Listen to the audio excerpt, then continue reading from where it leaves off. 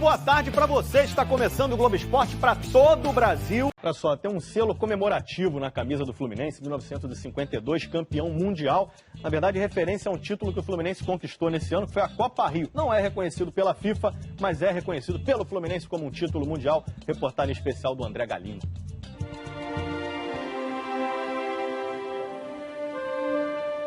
(21.900 dias, 720 meses, exatos 60 anos. E ele não esquece. Aqui na Castilho Pinto de Pinheiro, jogava eu, Edson Bigode, Tele, Orlando, Carlari, Didi e Quincas. Nomes de uma conquista, imagens de uma conquista. E nem todos os clubes têm a felicidade de ganhar um troféu igual a esse. Brasil, 1951. As lágrimas pela derrota na Copa no ano anterior ainda não haviam secado. Na corrida, vai avançando, livre, atira!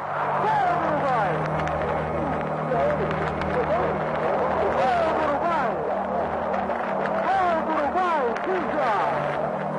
Gol do Uruguai! Para realimentar a paixão do torcedor pelo futebol, a Confederação Brasileira de Desportos promoveu um torneio internacional, que apesar de ter duas sedes, Rio de Janeiro e São Paulo, levou o nome de Copa Rio.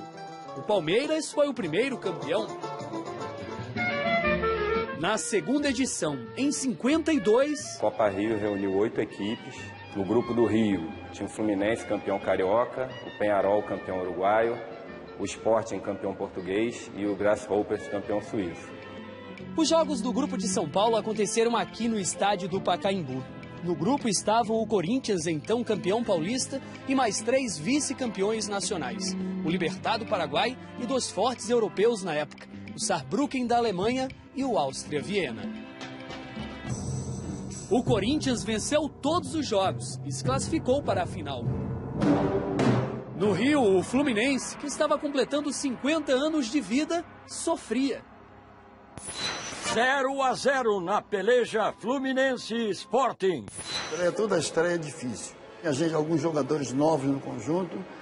Entre os novos, seu Jair, 22 anos. Já vindo do Olaria. E penou junto com os companheiros para ganhar o segundo jogo.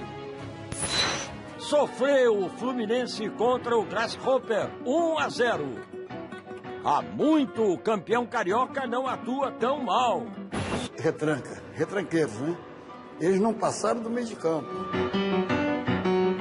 O começo aumentou a pressão para a última partida da primeira fase, contra o incrível Peñarol.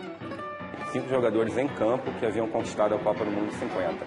Entre eles o Didia e o Schiaffino, que foram justamente os 2 jogadores que fizeram os gols da final da Copa.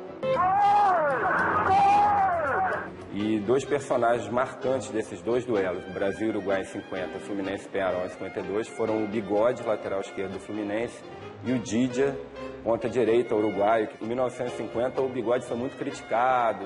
Com a camisa do Fluminense ele foi à forra, ele botou o Didia no bolso. Mais feliz que todos os outros companheiros, Bigode toma seu banho depois do espetacular triunfo. O time de Bigode, do jovem promissor Tele Santana, do craque Didi, venceu por 3-0.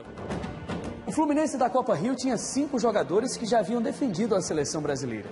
Mas foi um anônimo, em meio a tantos nomes consagrados, o personagem daquela conquista. O dono dessas chuteiras.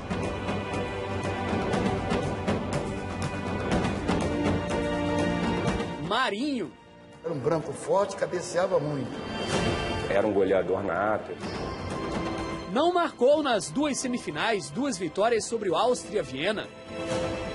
Mas na final contra o Corinthians, em 2 jogos noturnos no Maracanã...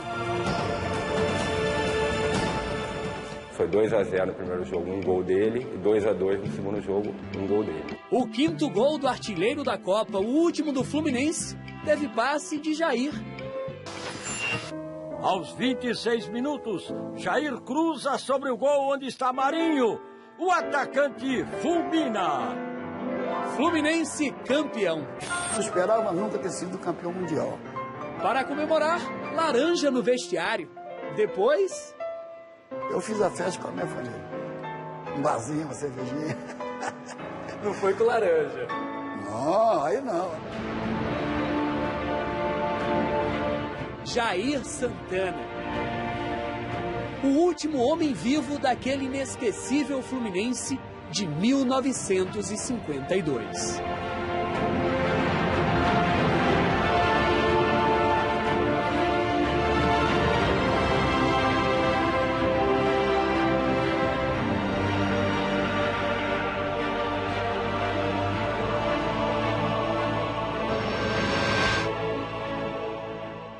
Conquista bonita do Fluminense do seu Jair. Boa tarde para você.